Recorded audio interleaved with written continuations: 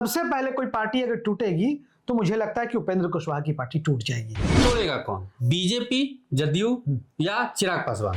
के ऊपर यह आरोप जरूर है कि भारतीय जनता पार्टी विधायकों को तोड़ लेती है, सांसदों को तोड़ लेती है। लेकिन भारतीय जनता पार्टी की एक खूबी मैं आपको बताता हूं कि वो अपने सहयोगी दलों के विधायकों को कम से कम नहीं तोड़ती है। और उनके अध्यक्ष से अगर गठबंधन के घटक दलों के नेता मिलते हैं, विधायक मिलते हैं, तो मुझे नहीं लगता कि ये कोई बहुत बड़ी बात है। पार्टी द्वारा आयोजित लिट्टी चोखा पार्टी छोड़ करके मिलना ये एक बड़ी बात है कि राष्ट्रीय लोक मोर्चा यानी कि उपेंद्र कुशवाहा की पार्टी में कम से कम सब कुछ सही नहीं है। चिराग पासवान की पार्टी टूटी थी, भारतीय जनता पार्टी भी चाहती तो उनके सांसदों को अपने खेमे में मिला सकती थी, कोई बहुत बड़ी बात नहीं थी। मर जाएंगे लेकिन उनके साथ नहीं जाएंगे, ये बातें हम नहीं कह रहे हैं, ये बातें आरएलएम के नए विधायक बने हैं रामेश्वर महतो, उन्होंने ये बातें कही है उपेंद्र कुशवाहा के लिए। ऐसी खबरें मीडिया में जो है छपी हैं और इसी बात पे आज हम चर्चा करेंगे। हमारे साथ बिहार के राजनीतिक विश्लेषक हैं सिमरनजीत सिंह, राजनीति पे काफी अच्छी पकड़ है इनको। तो सिमरनजीत जी, सबसे पहले तो आपका स्वागत है। धन्यवाद। रामेश्वर महतो, माधव आनंद और आलोक सिंह, आरएलएम के 3 विधायक, ऐसी खबरें चल रही है मीडिया में कि भागे हो गए हैं, आरएलएम बहुत जल्द टूटने वाली है। और नितिन नवीन से तीनों की मुलाकात हुई थी, फोटो और तस्वीरें आपने भी देखी होगी, क्या लगता है? देखिए, नितिन नवीन से मिलना कोई बुरी बात तो है नहीं। नितिन नवीन भारतीय जनता पार्टी के कार्यकारी राष्ट्रीय अध्यक्ष हैं, बिहार से आते हैं और एनडीए के सबसे बड़े घटक दल भारतीय जनता पार्टी के नेतृत्व में ही एनडीए है। और उनके अध्यक्ष से अगर गठबंधन के घटक दलों के नेता मिलते हैं, विधायक मिलते हैं, तो मुझे नहीं लगता कि ये कोई बहुत बड़ी बात है। लेकिन हाँ, पार्टी द्वारा आयोजित लिट्टी चोखा पार्टी छोड़ करके मिलना ये एक बड़ी बात है और कहीं ना कहीं इस बात की ओर इशारा करती है कि राष्ट्रीय लोक मोर्चा यानी कि उपेंद्र कुशवाहा की पार्टी में कम से कम सब कुछ सही नहीं है। और बिहार में कहा जाता है कि ये पार्टी टूट जाएगी, वो पार्टी टूट जाएगी। बिहार में नीतीश जी ने जो राजनीति का चक्र बना रखा है पिछले 10 सालों से, तो उसको देख के ऐसा महसूस होता है कि 5 साल मीडिया की खबरें, आप लोग तो पत्रकार हैं, लगातार यही खबरें चलाते रहते हैं कि कभी ये टूटा तो वो टूटा, ये टूटा तो वो टूटा। लेकिन सबसे पहले कोई पार्टी अगर टूटेगी तो मुझे लगता है कि उपेंद्र कुशवाहा की पार्टी टूट जाएगी। इस बार टूट जाएगी? हाँ, संभवतः टूट लेकिन जाएगी। तोड़ेगा कौन? बीजेपी, जदयू या चिराग पासवान? नहीं, देखिए, चिराग पासवान जाएंगे कहां? उनके उस हैसियत में नहीं है। मैं आपको बता दूं कि भारतीय जनता पार्टी के ऊपर यह आरोप जरूर है कि भारतीय जनता पार्टी विधायकों को तोड़ लेती है, सांसदों को तोड़ लेती है। लेकिन भारतीय जनता पार्टी की एक खूबी मैं आपको बताता हूं कि वो अपने सहयोगी दलों के विधायकों को कम से कम नहीं तोड़ती है। आप याद रखिए, जब चिराग पासवान की पार्टी टूटी थी, भारतीय जनता पार्टी भी चाहती तो उनके सांसदों को अपने खेमे में मिला सकती थी, कोई बहुत बड़ी बात नहीं थी। पशुपति कुमार पारस तो मोदी सरकार में मंत्री ही थे, मोदी प्रधानमंत्री नरेंद्र मोदी की कैबिनेट का हिस्सा थे।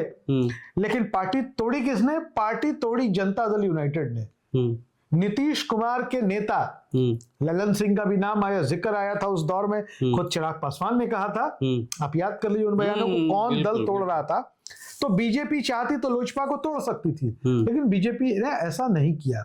और मुझे नहीं लगता है कि भारतीय जनता पार्टी उपेंद्र कुशवाहा को तोड़ना चाहेगी। और क्यों तोड़े? देखिए, एक बात आप जान लीजिए निशिकांत जी, कम या ज्यादा हैसियत हो सकती है, लेकिन उपेंद्र कुशवाहा भी बिहार की राजनीति में एक ब्रांड है। बिल्कुल। और सम्राट चौधरी का जब तक उदय नहीं हुआ था, जो आज उनका बिहार की राजनीति के फलक पर जो उनका उदय हुआ, वो बीजेपी के प्रदेश अध्यक्ष बने, वो डेप्यूटी सीएम बने, उसके पहले अगर बिहार में कुशवाहा राजनीति को कोई आगे लेकर के गया तो उस व्यक्ति का नाम था उपेंद्र कुशवाहा। उपेंद्र कुशवाहा शायद स्थिर नहीं रह सके, उनका चित्त चंचल रहा हमेशा। नहीं तो राष्ट्रीय समता पार्टी, राष्ट्रीय लोक समता पार्टी, राष्ट्रीय लोक मोर्चा, बीच में वो राष्ट्रवादी कांग्रेस पार्टी में भी थे, शरद पवार की पार्टी में, जनता दल यूनाइटेड में भी उनका जाना। तो उपेंद्र कुशवाहा का मन जरूर चंचल रहा, लेकिन उस आदमी की एक हैसियत रही है बिहार में। बिहार के कुशवाहों के बीच में, जैसे यादवों के बीच में यादवों के बीच में यह है कि लालू प्रसाद यादव उनके नेता हैं, पासवानों के बीच में चिराग पासवान उनके नेता हैं।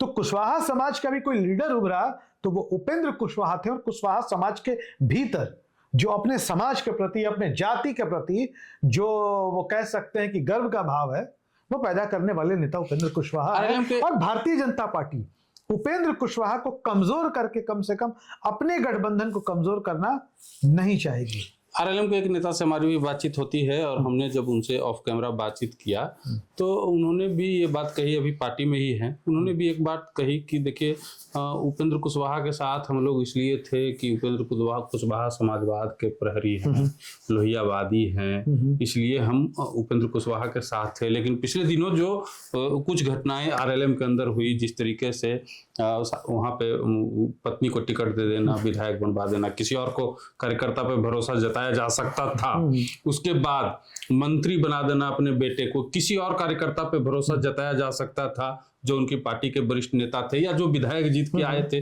उन पे भरोसा जताया जा सकता था।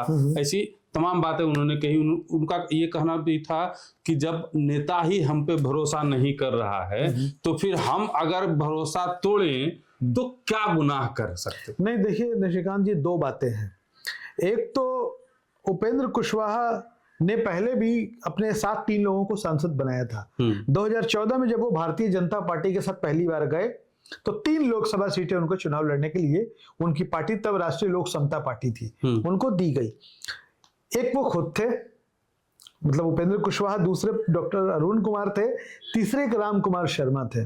तीनों लोग चुनाव जीत के आए, लेकिन तीनों लोग उपेंद्र कुशवाहा के साथ रह नहीं सके। उपेंद्र कुशवाहा की पार्टी ने एमएलए भी बनाए, कई एमएलए बनाए, 2-4-6 एमएलए बनाए, वो भी उनके साथ नहीं रह सके। अगर उस हिसाब से आप देखिए तो उनके भरोसे को लोगों ने बार बार तोड़ा और बेटे को मंत्री बना दिया, तो क्या गुनाह किया? ये कोई तो नई बात है नहीं। और पत्नी को भी उन्होंने एमएलए बनवाया। तो वहां से आप ये कह सकते हैं कि जो नीति की राजनीति है, जो सिद्धांत की राजनीति है, जो लोहिया कर्पूरी की बात करने वाले लोग हैं, वहां वो जाके गलत होता है। लेकिन हमारे देश के प्रधानमंत्री निरंतर अगर सबसे ज्यादा किसी बात को लेकर के हमलावर रहते हैं विपक्ष पर, तो परिवारवाद पर, वंशवाद पर, वहां जाकर के ये मामला बिगड़ जाता है कि भाई एक तरफ तो आप परिवारवाद की बात करते, तो क्या परिवारवाद सिर्फ राजद और कांग्रेस में है? और आपके यहाँ कोई परिवारवाद करे तो वही चीज तो ये सीधे प्रधानमंत्री इस पर फंसते हैं।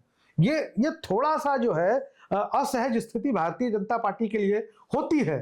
लेकिन भारतीय जनता पार्टी को यह बर्दाश्त करना है। बर्दाश्त कई जगह किया जा रहा है, क्या लोजपा में बर्दाश्त नहीं किया जा रहा है चिराग पासवान की पार्टी में? लेकिन इन सबके बावजूद मेरा मानना है कि भारतीय जनता पार्टी कुछ भी हो जाए उपेंद्र कुशवाहा की पार्टी को नहीं तोड़ेगी। लेकिन तो जब टूटेगा ये तो कंफर्म है। हाँ। जिस हिसाब से चल रही है चीजें, टूटेगा तो फिर बाकी 3 विधायक क्या करेंगे? अलग पार्टी बनाएंगे या मान लीजिए कि आरएलएम पर ही दावेदारी करेंगे?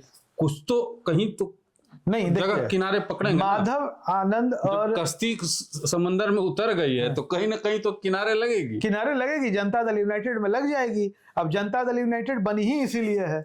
जनता दल यूनाइटेड जो नीतीश कुमार की पार्टी है, वो दूसरे दलों के नेताओं से ही भरपूर है। अच्छा, तो मतलब नीतीश कुमार उपेंद्र कुशवाहा से दुश्मनी मोल लेना चाहेंगे क्या? वो लोग रोज एक दूसरे से दुश्मनी मोलते हैं। जो समाजवादी लोग हैं ना, जो समाजवादी धारा की राजनीति करने वाले लोग हैं, ये बहुत देर तक ना तो दोस्त रहते हैं और ना दुश्मन रहते हैं। ले लेंगे नीतीश कुमार। अब चिराग पासवान की पार्टी को तोड़ दी गई। अब आज चिराग पासवान कितना गुणगान करते हैं नीतीश कुमार का। तो राजनीति में मैं पुनः कहता हूं, कोई विचारधारा नहीं है, सिर्फ एक धारा है, वो है सत्ता की धारा। उसके लिए जहां मन करे वहां सरेंडर कर जाओ, जहां मन करे टूट जाओ, मिल जाओ, खुद को तोड़ दो, दूसरे को तोड़ दो, यही सब चलता रहता है। चलिए, चर्चा को विराम देते हैं यहीं पे। अब देखना होगा खरमास के बाद जब चीजें पटल पे आती हैं तो उपेंद्र कुशवाहा के जो 3 विधायक हैं वो कहाँ जाते हैं, क्या करते हैं? जदयू के पास आते हैं, बीजेपी के पास जाते हैं, अपनी नई पार्टी बनाते हैं, या आरएलएम में ही बने रहते हैं, या आरएलएम पर ही अपनी दावेदारी पेश करते हैं? ये तो आने वाला वक्त ही बताएगा।